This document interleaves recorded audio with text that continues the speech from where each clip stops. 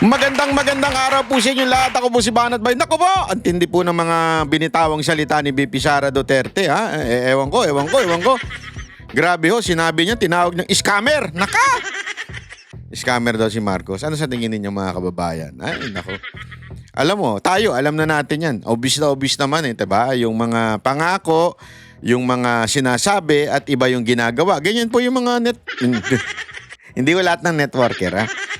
Yung mga scammer yung mga investment, yung mga networker, diba, ganyan, yung sasabihin, ganito, kikitain mo, magiging milyonaryo ka, bla bla bla. O, di ba? Tapos naubos lang yung pera mo, dami mong binayarang membership. Wala naman palang nangyari. O, di ba? Kasi nga, hindi kumpleto yung kwento. O, kailangan mong gawin ito, kailangan mong magkaroon ka ng imbitasyon na ganito, kailangan mapa-oo mo. Yan yung mga scammer, yumayaman lang may-ari. Tingnan mo yung isang kandidato dyan. O, tama mali. Di ba? Wag ko ng pangalanan. Kayo naman papangalanan nyo pa eh. Anyway, ganyan po talaga pagbudol. Pagbudol, iba yung sinasabi sa ginagawa. Katulad nga daw ito ni Marcos. Sabi ni BP Sara Duterte, may hallmark of being a scammer. Meron siyang tatak scammer. Bakit kanyo? Kasi nga po, di ba nakita nyo naman yung mga pangako na 1 milyong pabahay, yung baha gagawing tangin na yun, shit. Yung baha, yung keso iipunin. Alam mo maganda, since magkakaroon tayo ng fuel crisis, gawin mo yung baha na gawin mo na lang siyang gasolina. Ayun, malaki matutulong sa bahay natin. Pero syempre, alam naman natin, hindi posible yun. Pero pwede mo naman sabihin yun. Anyway, puro ka naman ganyan daldal lang ng daldal. Hindi naman na totoo yung mga sinasabi mo, puro mo pautot mo totoo naman. Sabihin mo na ito, pag umulan at bumaha, gagawin natin yung gasolina. At ipapamahagi natin yan. At sabay-sabay nating sindihan. Joke lang po. Hindi pa tayo nag-ano ng violence. Pero di ba? Ganyan kasi ang ating ewan ko, hindi pala ating presidente. Presidente nyo. Kayo lang ang nabudol presidente ninyo na sinasabing 20 pesos na bigas na para lang masabing totoo at napatupad kukuha lang siya ng ilang tindahan dyan ang bibenta ng 20 pesos, bibigyan niya ng bigas, ito, ibenta ninyo 20 pesos para masabing promise fulfilled. Grabe pagiging scammer, Hindi, di ba? Alam mo, yun yung mga bagay na na Hindi, ito, halimbawa lang Again, ulitin ko, not all networking is a scam. Is a scam. Okay? Hindi ho lahat ng networking. Marami lang. Di ba sa networking, sasabihin sa'yo, magiging milyonaryo ka. Yayaman ka, makakabili ka ng sports car na second hand na pinagpalit-palitan nyo ng mga networker. Sabihin sa'yo, tapos anong gagawin mo? Ganito lang gagawin mo, kunwari, ganito. Pero sa totoo lang, inutang mo lang naman yun. Sa totoo lang, binigyan ka lang ng puhunan ng leader mo para magkaroon ka ng pera pang-akit sa mga aayain mo. Kasi ganun yun Aayain mo sila, talagang i-invite mo pa sila. Dumating na muna kayo dyan sa meeting natin Pagdating natin sa meeting nyo, salubungin nyo ako tapos naka-sports car ka. Tapos ngayon, sasabihin mo ngayon yun dun sa, seminar na ginawa mo. Kita nyo yung sports car ko, kayo rin magkakaroon ng ganyan. Hindi naman nila sinasabi na hiram lang pala yun. So yun yung style ng pagiging scammer. Tama, mali? Parang ganun ginagawa sa bigas gawin natin ganito magbenta lang yung mga ilang ng 20 pesos na bigas. Tapos sabihin na natin, promise fulfilled, di ba? Gago! Yang ganyang style po yan ng pangi-scam, mga kababayan. Yan po talagang style ng scammer, di ba? Hindi talaga kinikwento yung buo. Ikikwento kalhati, half lies. Alam nyo, sabi nga nila, hindi porket sinabi sa iyo yung kalhating katotohanan, ay wala nang kasinungalingan. Tandaan ninyo, ang isang sinabi ay 100%. pag ang sinabi lang ay 50% na katotohanan, ibig sabihin yung 50% kasinungalingan. Ang tawag yan, scamming pa rin. Yumaman nga, pero wala naman nangyari. Wala namang effort kung hindi pinautang ka lang o di kaya nanloko ka lang, nang scam ka rin. Hindi sa'yo sinabi na ang networking na to, scamming ito. Di ba? Tapos ganun din kay Pangulong Marcos. Ang dami sinasabi, tapos hindi naman pala totoo. Yung iba, sasabihin lang, 20 pesos, okay na, ayos na. Pero sa totoo lang, ilan lang naman na tindahan yun. Siguro, doon lang sa isang lugar yun, di ba? Yun ang natawag na way of scamming the people o binubudol mo sa pangako mo. Ang dami mapapu niyan. Ang dami pang mga pangako na halimbawa, bibigyan ko kayo isang pampangako, yung pangako nila na 3-minute response. Di ba? Pambubudol yan eh. Parang yung ini-scam ang mga Pilipino niyan, sasabihin nyo 3 minute, pero pagtawag ninyo, naka-ready naman pala sa tabi. Di ba? Minsan nauuna pa eh. Hindi pa nga tumatawag. Yung emergency, nandun na sa lugar. Anong tawag mo doon? Scamming. Ayun ay pambubudol, tawag doon. Di ba? Kaya nga mga kababayan, ito pa, bigyan ko kayo isang scamming ngayon na nangyayari sa tinanggal yung Pogo. Ako talaga, against ako dyan sa Pogo. Noong panahon lamang ng pandemya, dyan tayo pumayag. Bakit? Kasi nga, maaaring source of income yun ng gobyerno at mga Chinese lang. Kasi lockdown yun eh. Bawal lumabas sa mga Pilipino. So talagang majority dyan, Chinese lang talaga. Tapos, yung dati allowed po dyan, Chinese lamang po. Pero hindi, lumawak na. Ayan. Kaya dapat talaga mawala na yung Pogo na yan. Agree ako dyan. Pero anong pambubudo lang ginawa dyan? Kaya pala tinanggal ang Pogo para mamayagpag yung mga online na sugal. Nakita naman po natin ngayon. Di ba? Napakaraming TikTok nga niya, mga comedy. Dati, nagmamaneho ng kotse, tapos nag 10 times 10 times. Di ko maintindihan kung ano yung 10 times 10 times na yun eh. Tapos, anong nangyari? Sumunod, nakamotor na lang. Tapos sumunod, nakabisikleta na lang. Sumunod, naglalakad na lang. Sumunod, wala na kinakain. Di ba ho? Anong ibig ko sabihin? Yan is way of scamming na parang pinalalabas ng gobyerno, we are against gambling. Masama yan. Oo, you are against gambling. Yung ang Pogo, offshore gaming. Di ba?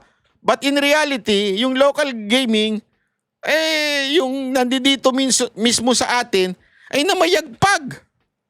At ang target ngayon, yung mga wala pang pera. Kaya pansinin mo kahit sino. And hindi naman po siya pero makikita mo sa karsada, kung ano-anong, alam mo yun, wala na. Nagre-reklamo na nga sa baba ng sahod. Mga lintik na mga manggagawa ito. Wala akong problema eh. Tama naman yung pinaglalaban natin yung mas mataas na sahod. Pero naiirita lang kasi ko, wala ka na ngang, minimum ka na nga, nagre-reklamo ka na nga sa mababang sahod, tapos magsusugal ka pa sa cellphone mo. Kaya nga may isang congressman na nirereklamo niya yung pag-link ng, hindi ko po kasi alam ng GCash at saka nung games. Nandun pala sa loob ng GCash yun. Talagang pinadali, ika nga, mas Alam mo kung bakit? Kasi ito ang pinagkaiba ng nandoon. Doon kasi everyone can play. Even if verified dapat yung sinasabi kasi nila, verified. Oo, madali naman dayain yun. Verify, gagamit ng ibang ID. Pero malay mo ba, yung mismo naglalaro kung minor? At least yung nasa casino, again, I'm not saying na mag-casino tayo. Pero yung mga nasa casino kasi mahigpit po dyan, yung mga gwardiya dyan. Di ba? Mahihigpit po yan na hindi talaga makakapasok. Yung mga minor dyan, wala kang makikitang minor talaga dyan. Di ba? Mukhang minor. Yung mga may spunky. Nandyan. Pero yung minor talaga na sin minor, wala kang makikita dyan. At dapat mo pang sadyain yung pumunta doon para makapaglaro ka. Unlike po dun sa online, pinadali na yung pagiging sugarol mo. Kaya talagang delikado yun. So ano yun? Way of pambubudol yun. Na kunwari, concern ng gobyerno na tanggalin ng Pogo dahil nakakasira sa buhay ng mga Pilipino. Pero ano ginawa ninyo? Dumami ang online. online casino, online sugal, online sabong, dumami. Kaya ngayon, naging ano na siya. Sa totoo lang, dapat to declare ng pandemya yung hayop na yan Hindi ko maintindihan Kunwari pa, tanggal-tanggalin ng Pogo, pero yung pala, tinanggal nyo lang yung competition. Gusto ninyo, yung mga kaibigan ninyo na politiko ang nagpapatakbo ng mga online sugal. Gago! Kaya mga kababayan, sana po yung mga kababayan natin dyan, lalo na yung medyo middle class income, yung mga ganyan, parang awa nyo na. Alam nyo, sabi nga nila, yan ang pinaka-bisyo na malala. Kasi sobra daw addicting yan. Hindi lamang po sa sobrang addicting, talagang uubusin ang pera mo niyan. Kapantay daw niyan yung pagiging addict. Kung yung mga addict talagang nanguubos ng mga gamit sa bahay-bahay ng mga kamag-anak nila, ng pamilya nila, lalo daw ito. Sabi nga nila, minsan mas malala pa itong sugarol kasi talagang ito mga ito, ginagawa nila with consciousness kasi yung mga sabog lang daw kaya ginagawa yung kasalanan. Although, masama pa rin. Pero ito daw kasi, hindi sila sabog. Nasa tamang ulirat yung utak nila, tapos gagawa sila ng mga pagnanakaw. Kaya mas malala kasi mas magaling magnakaw. Di ba? Ano siya tingin nyo? O anyway, pag-usapan na nga natin, yung sinabi ni VP Sara Duterte, na tila itong si, may has the hallmark of a scammer. O yan ang sinabi ni VP. Pakinggan natin, ha?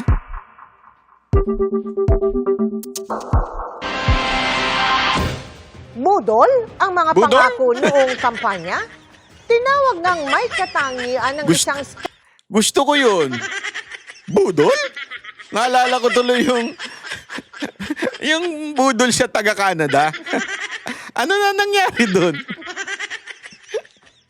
Budol? Budol? Ganun na ganun yung dati. Ano ngayon? Di ba budol sabi sa inyo Lumang lipunan na yun scammer si Pangulong Bongbong Marcos nang katikit niya noong mga kampanya na si Vice President Sara Duterte. Dumipensa naman ang palasyo at tinanong ang bise kung sino ba ang tunay na nambubudol. Nakatutok si Ivan Mayrina. He has the hallmark of a scammer. Ganyan isinala Naku po, ang sakit nun. Magagalit na naman yung asawa nito. Yung asawa ni Marcos, Sinabihan yung asawa ko na hallmark of scammer. Okay. Insan, alam mo na gagawin sa impeachment. Utusan mo na yung tuta mong pulis. Yung kaul lang kaul, yung mukhang pitbull. Utusan mo gipitin ng lahat ng mga Duterte supporter. Utusan mo na rin, Utusan ko na yung attack dog ko diyan sa PCO. Larawan ni Vice President Sara Duterte si Pangulong Bongbong Marcos sa panayam sa kanya sa Melbourne, Australia. In fact, he has not followed through with any of his campaign promises. And that is an example of the conflict with regard to our president. And, budol in English is scam, no? Yeah. We're not surprised. Nasa Australian bise kung saan dumalo siya sa rally para sa panawagang pagpapalaya kay dating Pangulong Rodrigo Duterte. Dito rin niya binatikos si Pangulong Marcos. I have problems with his performance as president. And I have problems with the violations of our fundamental law, our constitution, particularly with the rendition of former President Duterte. That was really an affront to Philippine sovereignty. Ang palasyo may pabalik na tanong sa pahayag na ito ng bise. Budol? Budol? Talaga? Hindi ko alam kung sino ba ang nambudol. Hindi natin alam kung sino ba ang nambubudol. Sa panahon, sa nakikita po natin na pagtatrabaho ng Pangulo, sa pag-uutos sa amin na focus sa trabaho at hindi pamumulitika, sino ba talaga ang nambubudol? Wow, ang talino. Gago! Ang talino ng sagot. Grabe, hindi ko matarok yung sinabi niya. Ang talino. Talagang, di ba? Ang talino ng sinabi niya. O, sino ba talaga sa amin na nambubudol? Si Marcos nagtatrabaho. Ayop. Ang talino mo, ma'am. Ang talino mo, ma'am. Sa totoo lang, ha? Hindi, alam nyo kasi, sinasabi nito na parang sino daw ba ang nagtatrabaho? Sino ba ang talagang tunay na nambubudol? Ma'am, sa totoo lang, yung presidente naman talagang dapat magtrabaho. Wala naman po ibang trabaho si VP Sara Duterte kung hindi tumambay sa opisina eh. Wala siyang ibang trabaho. Yung totoo? O hanapin mo, pakita mo sa akin sa konstitusyon, ano ang trabaho ng presidente? Sige nga ho. Ano ang trabaho niya?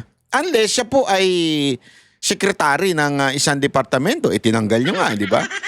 No, hindi naman tinanggal. Nag-resign daw. Sige na nga.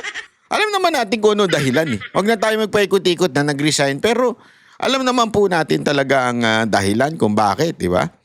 Oh. So, ibig ko lang sabihin, talaga naman ang trabaho ng presidente ay magtrabaho at magsilbi. Yan ang trabaho niya eh. O alis ayaw nyo, di umalis na siya dyan. Yan ang trabaho niya. Si VP Sara Duterte, ang trabaho lang niya, hintay na mawala yung presidente. Yun ang trabaho ng vice president, wala nang iba. Ewan ko dito, ulitin natin, sinabi ni Castro ha, tingnan nyo. Oh. Kung sino ba ang nambudol. Hindi natin alam kung sino ba ang nambubudol. Alam namin, si Marcos, ikaw lang walang alam. Sa panahon, sa nakikita po Nawa ka na kay Marcos?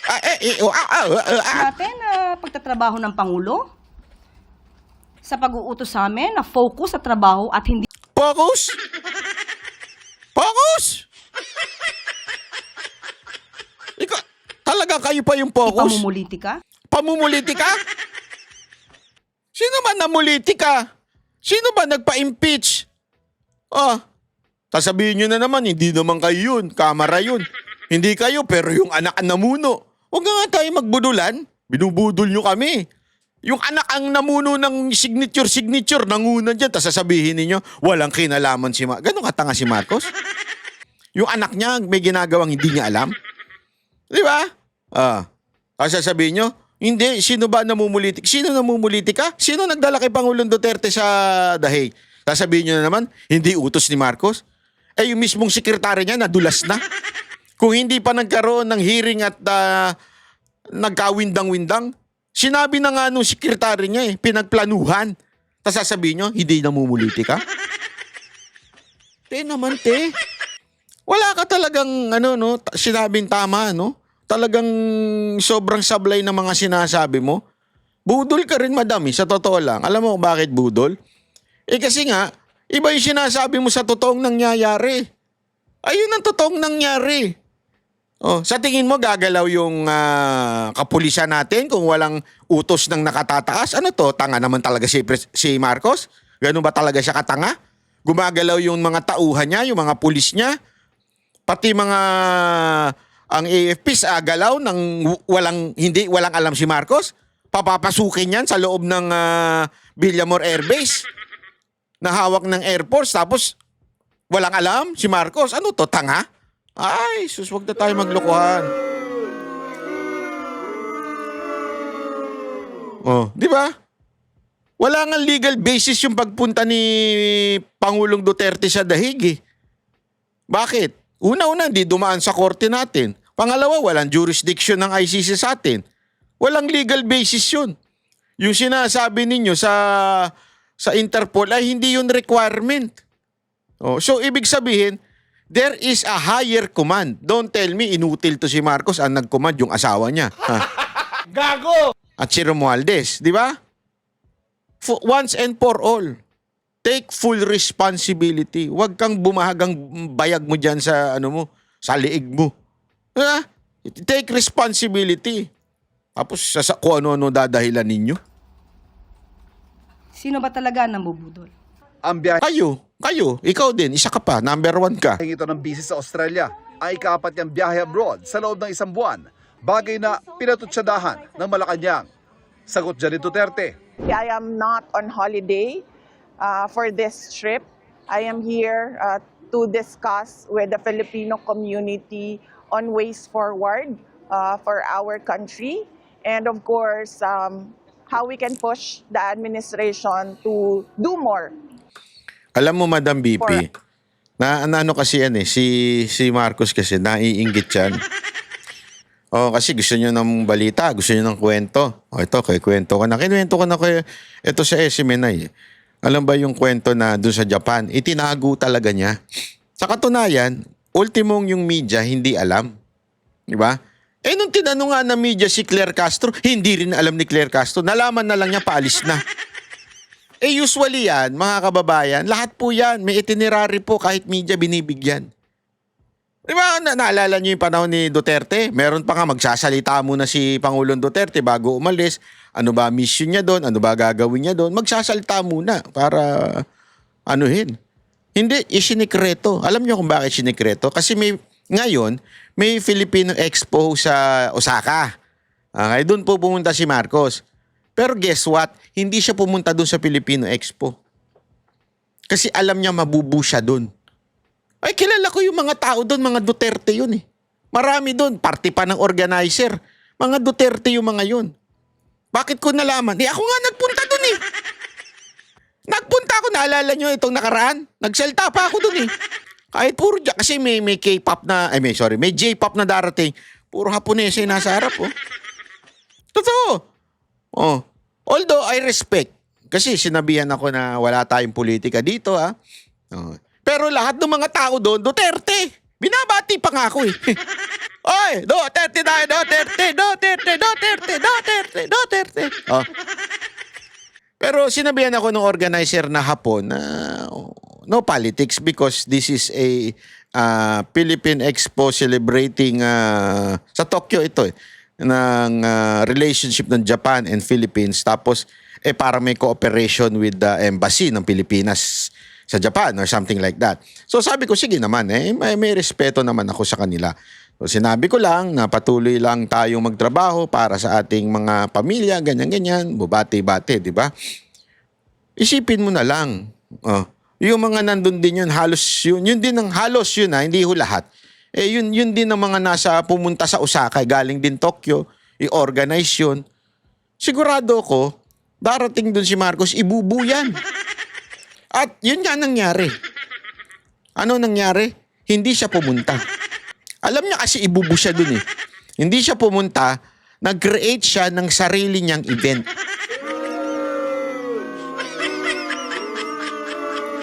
At yung sarili niyang event, maliit lang, as in maliit na function room lang. Hindi niya kayang punuin. As a matter of fact, yung ilang organizer doon, medyo kilala natin na Duterte. Kaya lang, it just happened na negosyo kasi nila yung events. So talagang kasama sa trabaho nila yon. Sila ang binabayaran ng ating embahada para mag-organize. So being professional, wala silang choice kung hindi tanggapin yon kasi silang yung accredited. Di ba? So inorganize nila yon para kay Marcos. Wala silang magagawa pero marami doon Duterte supporter. Pero respeto na lang kasi nga trabaho nila yun eh. Yun ang kanilang company. Wala tayong magagawa, ganun talaga eh. Respetuhin na lang natin sila. Pero alam mo ibig ko sabihin? Si VP Sara Duterte kasi kahit saan pumunta, lahat ng OFW kaya niyang i-unite. Walang biro. Kaya niyang tipunin ng mga, ako mismo na ko yan eh, naranasan ko yan sa hangkang. Ay grabe ho, maniwala ho kayo sa akin dun sa hangkang. Talagang inakyat niya, pinigilan na nga siya ng mga dun ng mga Hong Kong police eh. Kasi pambihira si BP, ang lakas ng loob. Hindi naman sa delikado, pero syempre, dudumugin ka dun eh. Inakyat niya yung taas hanggang inikot-ikot niya. Hanggang medyo magulo na, hindi na kinaya, siya pinababa na siya. Sabi, magulo na. Talagang yung mga tao nagkakagulo na kay BP Sara Duterte. Galing talaga eh. Sabi ko, grabe ho ito. Subukan ni Marcos gawin yun. Ang daming OFW na budol eh. Bakit kanyo? Eto, sasabihin ko sa inyo. Alam mo ba, yan ang isa sa mga concern ng mga mga OFW nating kababayan na nagme-message sa atin.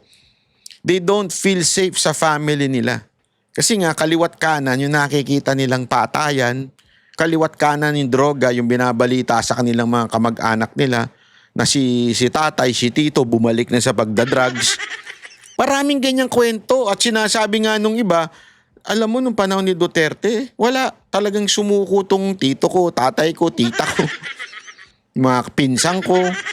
Sumuko nung panahon ni Duterte kasi natatakot sa tokhang. Baka madali sila. So, habang hindi pa sila sabog, sumuko na lang sila. Di ba? Oh, at saka alam mo, sa mga community, kilala naman nila kung sino yung addict eh. Kaya isinuko na rin ng mga barangay-barangay. Kaya talagang naging safe ang mga Pilipino nung panahon ni Duterte. Eh ngayon, ang sinasabi ng mga OFW, nagbalikan na. Kaya galit na galit ang mga OFW kay Marcos.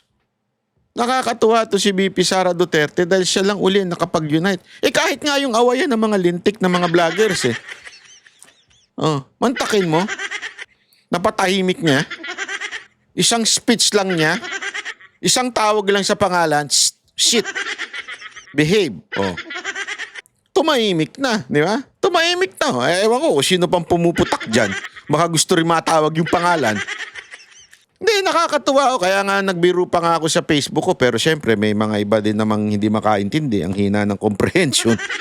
Sabi ko, si BP Sara lang pala ang sagot sa awayan ng mga Duterte vloggers.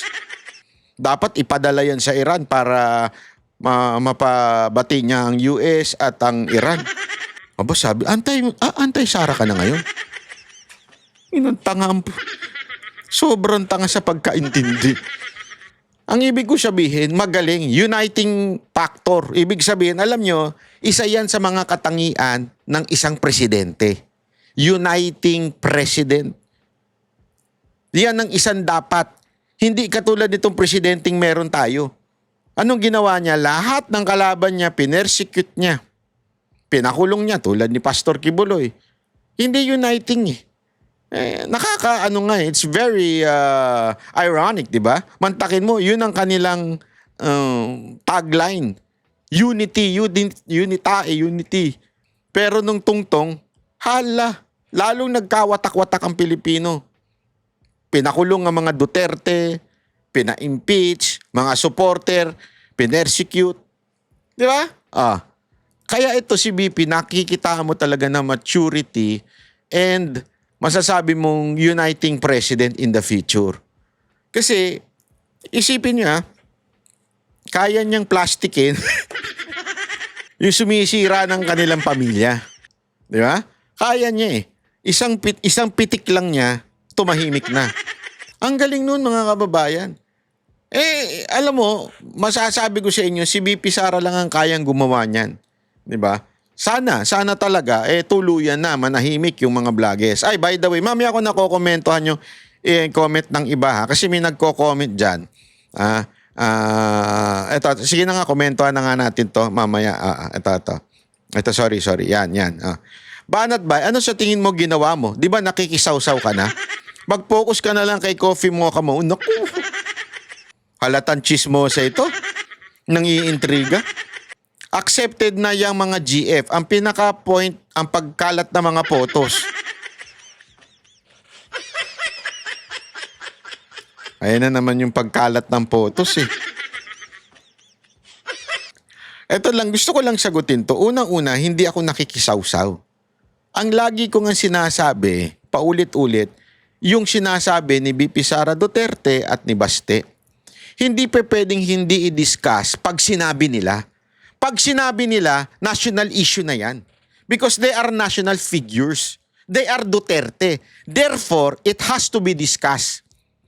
Kaya nga pansinin ninyo, hindi ko dinidiscuss yung issue nung magkakabila. Hindi ko nga alam eh. Kahapon po, kasama namin si Cathy Binag. Di ba? Hindi ko nga alam. Sabi ko nga sa inyo, ba't kasali ka ba sa away? Anong issue nyo? Hanggang pinakwento ko yung issue, ganito. Bakit ang gulo-gulo nyo? Ba't di na lang kayo magbangaya, magkwentuhan? Ba't di na lang kayo magkomprontahan? Bakit hindi na lang, alam mo yon, Nag-aaway pala kayo, ba't di na magkumprontahan nga at kayo nagpuntahan sa social media? Yun ang sinasabi ko sa kanya eh. Sabi naman daw niya, hindi naman daw siya kasali dun sa bangayan. Sabi niya, hindi ko alam. Kasi nga hindi ko alam eh. Oh. Again, wala po ako alam. Nagsalita na lang ako nung nagsalita na si Baste. Nagsalita na lang din ako nung nagsalita na si Kitty. Nagsalita na lang din ako nung nagsalita na si VP Sara Duterte. Because they are national figure. And national figure should be discussed. Bakit? It has relevance. At ito nga yung sinasabi ni VP Sara Duterte na diniscuss ko na sa isang video ko, hindi ko na ulit-ulitin. Kaya ako diniscuss at nag-comment ito. O yan, inedit niya pa. Baka napagsabihan. Tapos, mag-focus ka na lang kay coffee mocha mo. Ang corny.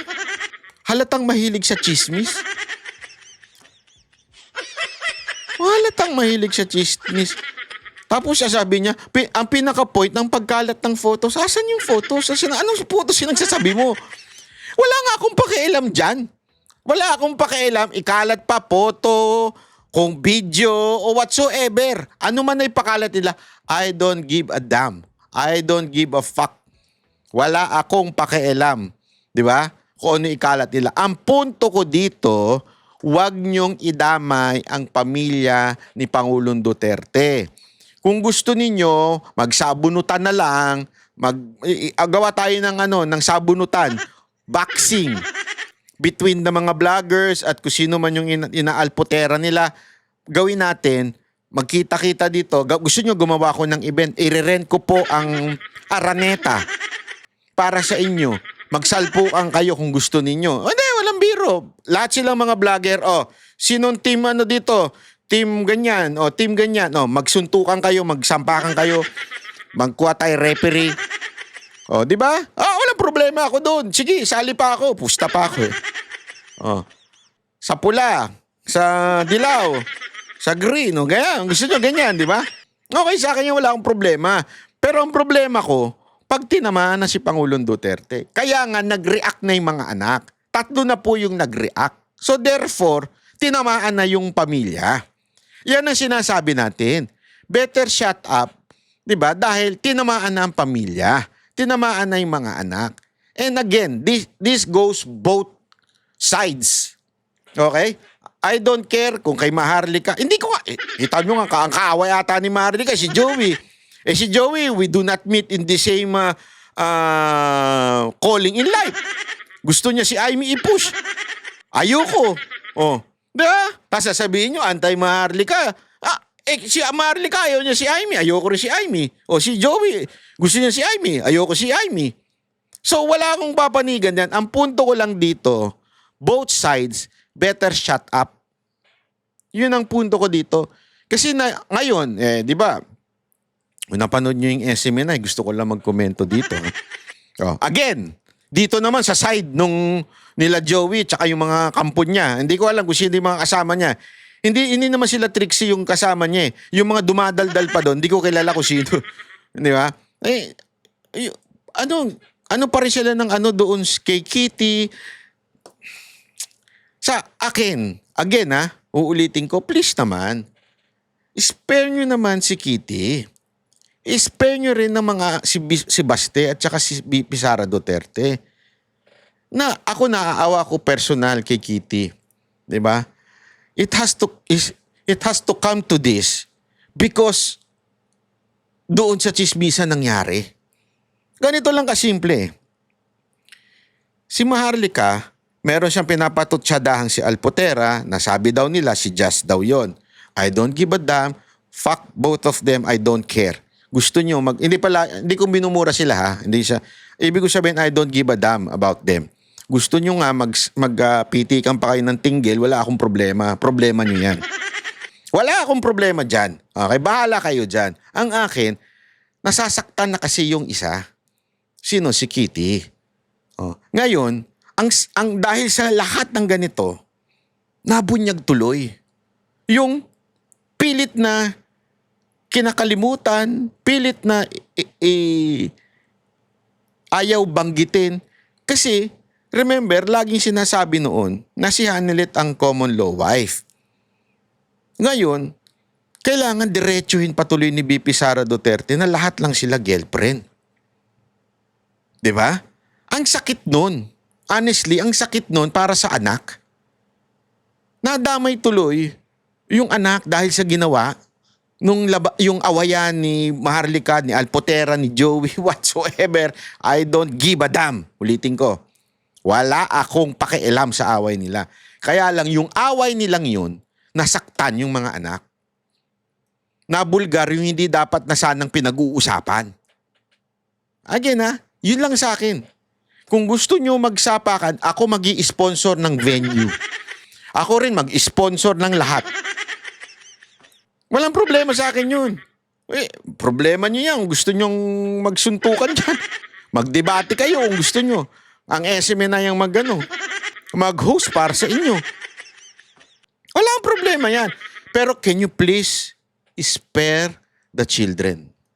Both sides to Kasi naririnig ko pa itong isang side Hindi side ni Maharlika na gusto pang papangalanan kay Kitty kung sino yung tinutukoy niya.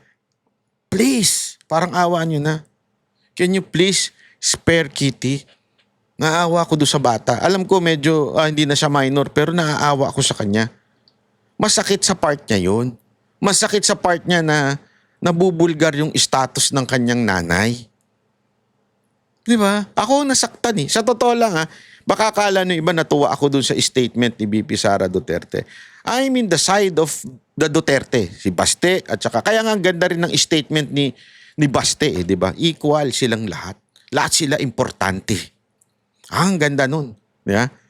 Dito siyempre kay BP Sara Duterte inilagay niya sa totoong at tamang kalalagayan ng kanilang ama. Na sana hindi na nangyari yan, pero dahil sa chismisan, she has to do it. And I agree na she has to do it. I support her statement. Pero sana hindi na nangyari. Kung sana tumahimik na lang ang mga chismosa. Gets nyo? Gets nyo ba? Tapos sasabihin nyo ngayon, ako ang nakikisawsaw. Hindi nakikisawsaw yan. Pagpapaliwanag sa inyong mga sarado ang isip. Again sarado kasi isip nyo. Sumaside kayo Ako wala akong side. Hindi ako sumaside kay Joey, kay Maharlika, kay Alpot. Wala akong side sa inyo. Pakialam ko sa inyo. Mabubuhay ako, mabubuhay ang channel ko kahit hindi kayo ang topic. Buhay ito sa katunayan niya pag kayo ang topic, bumababa Buhay ang channel ko kahit wala kayo. Pero bakit ko kailangan i-discuss? Kasi nga, tinamaan nyo na yung mga anak. Kailangan ipaliwanag sa taong bayan, especially sa mga Duterte supporter, kung ano ang talagang katotohanan na dapat spare the Duterte. Kaya nga ako tuwan-tuwa kasi nung nagpa-poll tayo, 93% ang sinasabi, shut the fuck up. Yun ang ating advocacy sa issue nitong chismisan nila, sa awayan nila. Shut the fuck up. Yun lang yun. Di ba? Sana, tumigil na talaga. Ewan ko kung may dumadaldal pa dyan. Pero kasi sa isang pinasok ako sa isang GC. Ewan ko nga, ayoko talaga yung GC na yan. Sa totoo lang ayoko yan. May nagpasok sa akin, ewan ko kung sino. Pala! Inaaway si Badoy. Kasi nagsabi si Badoy na parang spare Kitty. Hindi na lang ako nagsalita dun Ang ginawa ko, nag-video kami ni Kati Binag. Gusto nyo makita yung video? Easy. Walang pakailaman ng may Huwag lang nangingialam ng video na may video. Amin na lang yun. Nag-send kami ng video. Para sila ay ngumiti. Sabi ko sa kanila, peace, make love. Gago! Ay, tuloy. Our country. And the Philippine government should not discount the contributions of the Filipino communities worldwide. Ngayong nalalapit na muli ang pang-apat na sona ni Pangulong Bongbong Marcos. Kinumpirma ng bise na hindi siya muling dadalo rito, gaya nung nakaraang taon. I don't think he will be providing anything substantial about our country, and it would be best to spend that time with the Filipino community. Kung wala pong nakikita ang Vice Presidente na maaaring gawin ng Pangulo, ganyan po talaga ang mangyayari kapag ka po hindi binubukas ang isipan at ang mata at ang puso. Pag nagsalita to, ang talino, no? No? Bakit ka nang spokesperson to? Grabe pag nagsalita eh. Wala sa hulog eh. Sa taong bayan. So, kung hindi po talaga siya makikinig at hindi niya po titignan ang mga records na nangyayari sa gobyerno, wala po talaga siyang malalaman. Kinumpirma naman ng bise na natanggap na ng kanyang kampo ang order na inisyu ng ombudsman para sagutin ang reklamong isinampa ng Kamara kaugnay ng kanyang confidential funds. Inihahanda na raw ng kanyang mga abogado ang kanyang tugon. Grabe, Para sa no? GM Kaliwat kanan talaga yung panggigipit kay BP Sara Duterte, no? Ay, grabe, no? Alam mo, marami kasing side itong, para lang siya kaalaman ng iba kung bakit ba nagsampa pa ng kaso sa ombudsman, kung sino man yung, may nagsasabi, para bagang magkaroon ng justification na tanggalin yung impeachment sa Senate kasi may ombudsman investigation. Okay? Pero may nagsasabi naman na pwede namang sabay yun. Okay? Pero ang isa pang side, sinasabi naman nila, minamadali daw yun dahil sa para bago daw maalis yung appointee ni Pangulong Duterte na si Martires at ma-dismiss. Yun yung putak ng mga komunista sa Kamara. Although meron din naman mga kaalyado sila na gusto nila yung nangyari sa ombudsman mabilis. Kasi alam nyo mga kababayan, ang ombudsman kasi nakapokus. Nakapokus po. Sabihin, talagang maaaring bumilis yan. At matagal na rin po kasi yung kaso, yung sinampa dyan sa ombudsman. Nauna pa nga yan, alam ko sa impeachment eh. So, hindi natin masasabing minamadali o nirarush for the sake of para ma-dismiss. Hindi ganun. Di ba?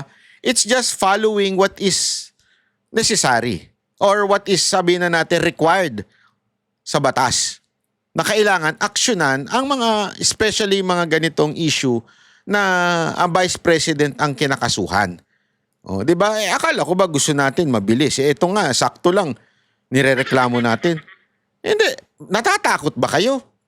Kasi simple lang naman po mga kababayan eh.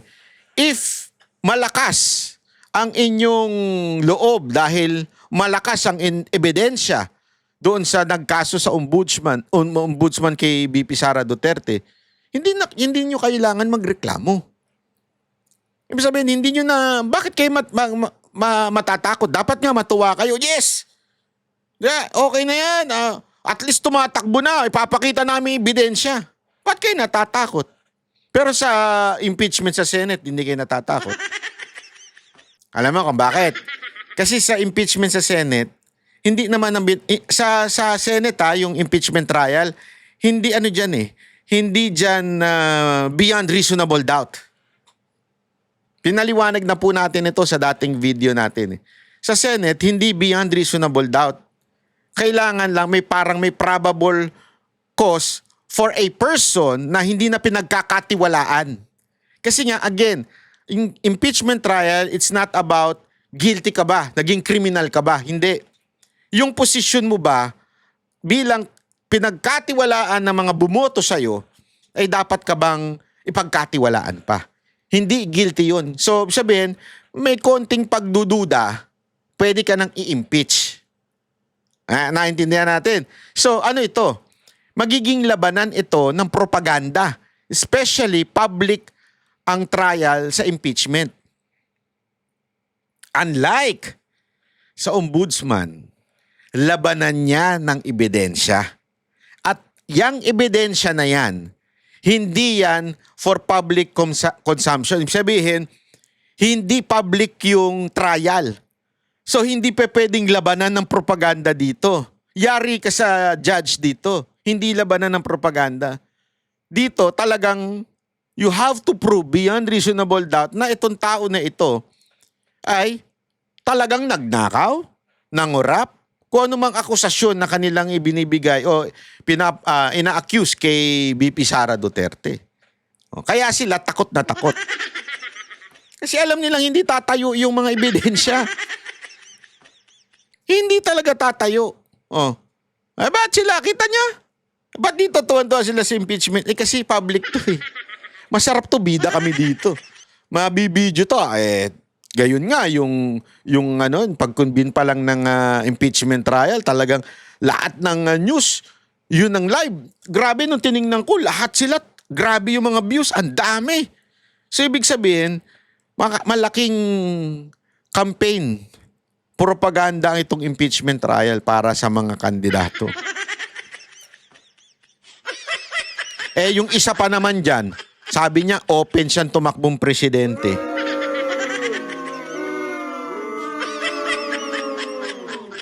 Ibig lamang sabihin nun, talagang gagamitin niya ito para sa kanyang kampanya. Yan ang politika yan eh. Huwag kang mag-alala sa mga darating na araw, magiging lamang ka ng pahayagan. Gago! Antay ka lang, antay ka lang. Eto, pag-usapan natin ito, isa pang comment ni BP Sara Duterte na pinuna ng Malacanang. Pero alam mo, malaman ito kasi ito yung tungkol sa gera eh. Alam mo, this is something hindi po biro ito. Pero ako, sabi nga nila, if you are a Bible-believing person or Christian, hindi na nakakagulat itong Iran and Israel na labanan. As a matter of fact, it was in Genesis. It is part, imantakin mo the first book of the Bible, ito'y sinabi na it will happen that someday Iran and Israel maglalaban-laban. Malalim na paliwanag po ito. Ito po yung inaaral natin ngayong patuloy. Tinitingnan po natin yung mga biblical prophecy about the war between Iran, Israel, and the US and the other countries. Kaya itong mga nangyayari to, hindi na po ito nakakagulat, lalo na po sa mga nakapag-aral po ng Biblia ho. Ito ho'y parte na ho ng prophecy. Kaya nga, ang sabi dito, di ba may part doon na sinabi ng Panginoon na huwag kayong matakot dahil mangyayari ito, mga wars na ito, and huwag kayong matakot. God has not given you the spirit of timidity but power, di ba? So wag ho tayo matakot. But matindi ho ito in a human masabi nating impact. Government, matindi ho ito. Maghihirap po ang bawat bansa. Remember, gasoline country pa rin tayo. Ito yung sinasabi nating patay tayong bata tayo. Kasi at least yung iba naka-transfer na sa electric cars, electric vehicles. Marami. Ako sa China, alam nyo ba doon, meron ngang lugar doon na pinagbabawal na hindi ka na makakakuha ng registration kung gasolina pa yung sasakyan mo. Or, times 2 o times 3 yung babayaran mong rehistro pagka di gasolina ka pa. Kaya nga ngayon, nakikita mo sa mga kasi nagtitingin-tingin ako sa feed ko, lumalabas sa YouTube, lahat ng EV cars na galing China, wow. Pati Huawei meron. Hindi, Xiaomi pala, Xiaomi. Ang lupit. Tas kinukumpara nila sa mga European cars. Walang binatbat. Ang gaganda. Hindi lang yan. Kahit to sa Japan, napakarami din po niyan. Di ba? At kahit to sa Amerika, naalala ko nung nagpunta ako sa San Francisco, merong mga futuristic doon. Tesla. Na walang driver pero taxi.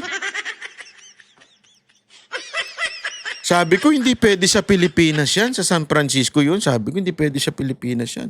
Bakit? Walang hold upin yung mga hold upper. Gago! Mantakin mo kunwari pag sa kanyang taxi. Hold up to! Ay, putang ina, wala. Baka atake sa puso yun. Hindi pwede sa Pilipinas. Tsaka mantakin mo, di ba? Walang driver. Bigla may sumingit na motor. Patay ka! Hindi naman kagad sabihin na natin malakas. Hindi kasi alam mo, Meron naman yung aking mga four wheels, kahit papaano, merong ganong system na yung nagpepreno mag-isa. Pagka merong merong malapit, yung magugulat ka kasi bigla magpepreno ng ganon. Nakakagulat minsan yun eh. Kasi biglang titigil yung nasa harapan mo, pati ikaw, mas nauuna pa yung response niya sa'yo. Titigil talaga. Kaya lang, hindi niya nadidetect pag tao bigla yung tumawid, pag mabilis na tawid, o di kaya motor, medyo may delay ng konti. Kung malaki-laki, walang delay. Diba? Sa atin pa naman, hindi lang motor, may pedicab, kung ano tumatawid bigla may aso. Aso nga atras. May ganung aso eh. Ngayon tumawid na bilang umatras. Ganun eh. Kaya hindi sa atin. Kawawa talaga tayo dito mga kababayan pagdating na itong gerang nangyayari ngayon. Wala po tayong pinapanigan pero sa tingin ko kasi medyo magulo itong pagpasok ng Amerika. Kasi ngayon nga nangyayari, pumasok Amerika tapos merong breaking news lang ito. Habang ginagawa natin tong video na ito, may breaking news. Yung Iran nag-launch ng 6 missiles toward US base in Qatar. Kaya merong explosion sa Doha. Grabe, no? I cannot imagine kasi dyan tayo naging OFW dyan sa Qatar eh. Ibig sabihin, damay na ibang bansa dito. Diba? Kasi nga, nandun yung base ng Amerika. Eto makinig kayo. This is really bad. I'm telling you. Asan pa ba ang base ng Amerika? Bakit ba sila nagkakaroon ng base? Kasi nga naman, hindi kakayanin yung, hindi ho lahat ng missiles, jet o whatsoever, kakayanin ng Amerika from going to the other countries. Minsan talaga dumadaan doon sa mga bases nila. Kaya nga itong Iran, ito breaking news lang ito. Anong binomba yung Amerika? Malayo yun. Although kakayanin naman siguro ng ilang missiles sila pero hindi ho lahat. Kaya anong ginawa nila? Ang binomba nila, Qatar. Maybe, I do not know. I do not know kung doon ba nanggaling yung pinambomba ng Amerika sa Iran. Kaya yun ang binomba nila. We do not know. But the point here, sana hindi tayo madamay. Ang problema kasi si Bongbong Marcos, inilagay yung ibang mga missiles dito. Pinupuna ito eh. Itong komento ni BP Sara Duterte na ba't daw siya nagkomento na hindi naman natin kailangan ng missiles. Pinupuna ng mga ulul at sinasabing, kita nyo na, anti-China. Tanga talaga. Ay, sorry, hindi pala anti-China. Pro-China daw si BP Sara Duterte. Hindi, di ba? Porket ayaw niya lang yung missile ng Amerika sa Pilipinas, pro-China na? Nang kababawan naman yan. Ako wala akong pakialam sa China. Galit niya ako sa mga China. Nagmamahala ng mga presyo dito sa Pilipinas pag nandiyan ang mga yan eh. Ang sisiga pa niya. Wala akong pakialam sa mga na yan. Ang punto ko lang dito, tama si BP Sara Duterte dito. Madadamay tayo. Sa tingin nyo hindi alam ng Iran na may missile lang Amerika sa Pilipinas?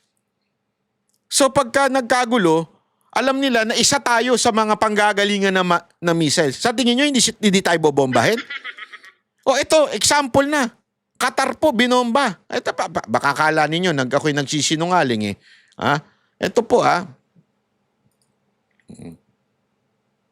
Ito, ayan ayan Ayan na po ayan. Di ba? Ay, sus. Chotomate. Ay, naku, nawala.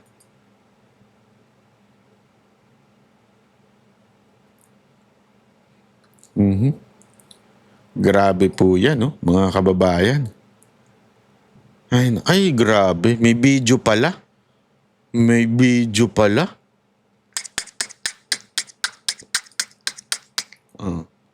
Yang si Kevin Steele. Steele ba pag-pronounce niyan? Former 12 News, Kark TV, Walk TV, anchor yan. Legit na na anchor yan. Journalist o kung ano mang media tawag nyo dyan. Ayan at meron po yung video. Nakita ko nga shinare din nung grabe, sabi ko. This is not nice. This is not nice. You know why? Kasi may missile tayo eh. Sorry. Eto, i-play natin ito ha. Pinuntirya ni VP Sara ang foreign policy ni PBBM. Hindi ran daw handa ang bansa sa anumang gera. Ang detalye sa agenda report ni Andrea Salve. Assalamualaikum warahmatullahi wabarakatuh. Kwenestyon ni VP Sara ang foreign policy ng Marcos administration. Sa Free Duterte Now rally sa Melbourne, Australia, sinabi ng bise na dapat magkaroon ng independent foreign policy ang Pilipinas, imbes na pumiling sa Estados Unidos na partikular niyang nakita sa usapin ng West Philippine Sea. It is stated in our constitution that we should have an independent foreign policy. That do not lean to a foreign power, that do not favor US or do not favor China. Kinundi na rin ng bise ang pagpayag ng administrasyon na makapasok sa bansa ang missile systems ng US. Abril noong nakaraang taon nang i-deploy ang US Typhoon missile system na nasundan pa ng anti-ship missile system noong nakaraang buwan. Di mo naman away ang away nung isa. Saan mo gagamitin? Ano ba ito, Madam BP? Tungkol ba ito sa mga vlogger na nag-aaway? Hindi nyo naman away yan! Away yan ng mga magjojowa!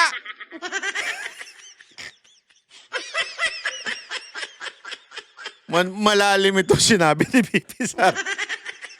Pasok pati sa mga nag-aaway ng jowa eh. Para sa mga vlogger dyan ha, may mensahe daw si BP Sara Duterte. Hindi nyo away yan, away na mga magjojowa yan, huwag nyo nang pakialaman. Sausaw kayo ng sausaw eh, kaya gumulo eh. Hindi ba? Sorry naman. Iba pala. Away pala yan ng tama naman si BP Sara dito, hindi natin away yan, away nila yan, bakit tayo nakikisawsaw? Yung missile. Sino ang gigera sa Pilipinas? Yun, tama naman yan eh. Alam mo kung wala tayo, kung we are an independent, kaya nga tama siya sabi niya, independent foreign policy.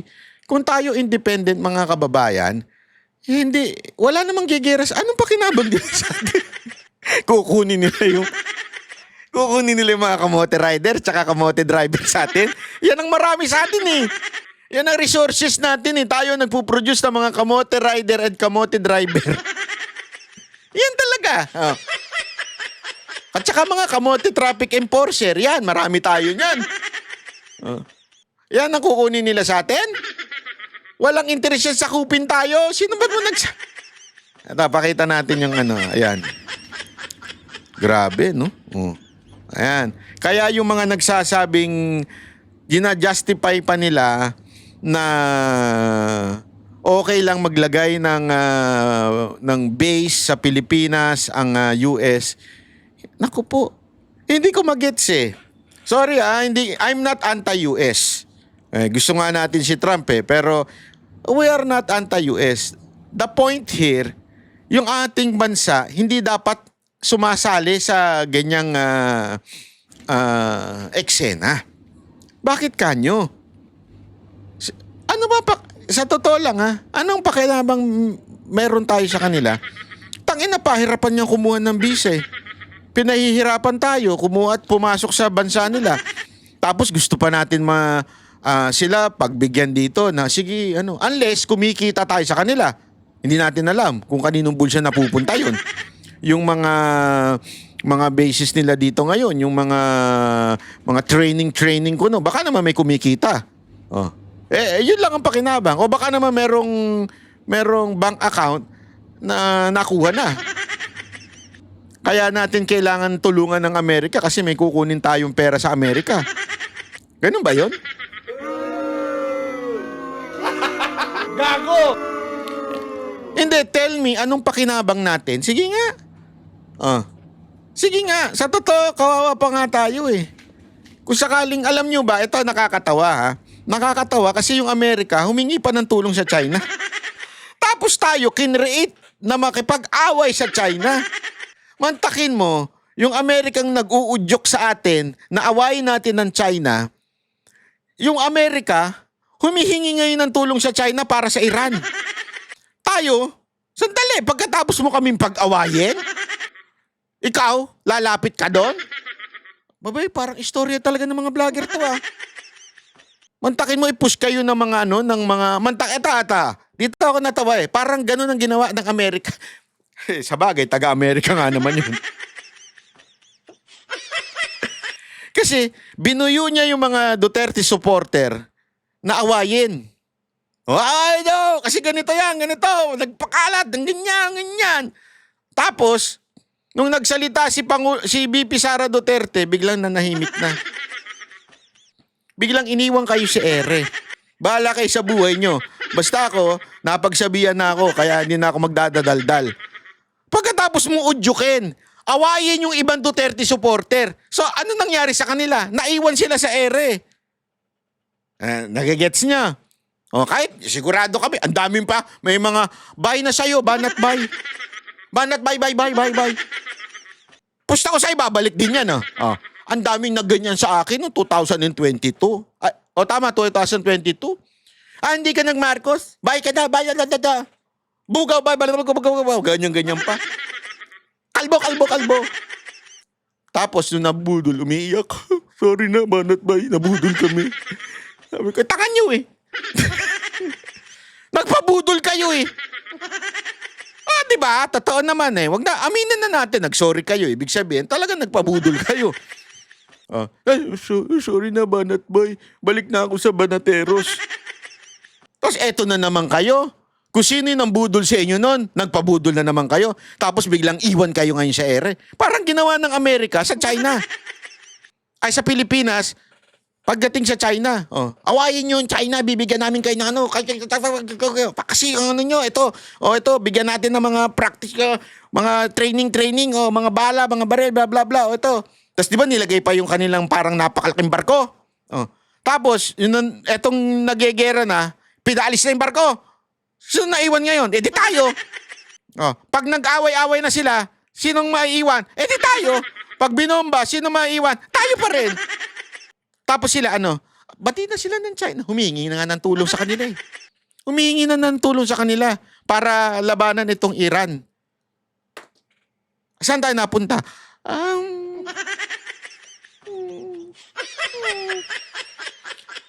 Kung sana, again kung sana wala tayong inaway, nakipag-usap tayo, diplomatic usap lahat.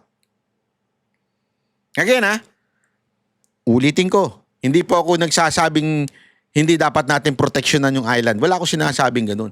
Pero in diplomasya, kesa yung hate China ang pinakalat, diplomasya. Kasi nga, sa ganitong klaseng gulo, kailangan natin ng diplomasya. Hindi tayo dapat sumausaw. Dahil hindi natin kakayanin. Ganito lang tayo, ang liit-liit natin. Isang, ewan ko kung ilang bomba lang ang meron dito. Wala. Lusaw tayo. Kawawa tayo. Tapos nandito pa yung mga exercise na yan ng Amerika sa atin. Ay, paano kung dito manggaling yung bombang ibomba sa kanila? So, tulad, magiging ganito rin tayo. Ayan, magiging ganyan tayo. Ayan. Kakayanin natin?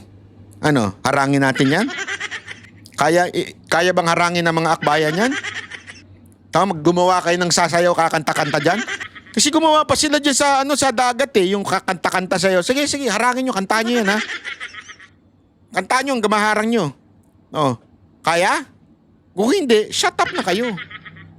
Huwag na tayo makipag-away. Hindi tayo dapat makikipag-away. Hindi natin to laban. Laban nila yan. Huwag tayo sumali. Sana lang, ganun, maging independent tayo, which is yun po nasa konstitusyon. Diba? Independent foreign policy. Hindi, pro-China ka. Independent nga Anong hindi mo maintindihan sa independent? Independent sa lahat Pati ho dito sa mga in-check. Independent, sarili tayo. Wala tayong kaaway, kaibigan natin lahat. Dapat ganun. Ganun ang ginawa ni Duterte, di ba? Friends to everyone. Kailangan kunin yung bank account sa Amerika Ewan ko sa inyo. Anyway, maraming salamat po. Update po tayo sa mga susunod na breaking news. Bye-bye po. Yan ang Banateros, boses ng ordinaryo Pilipino. Banateros ay walang makakaawan.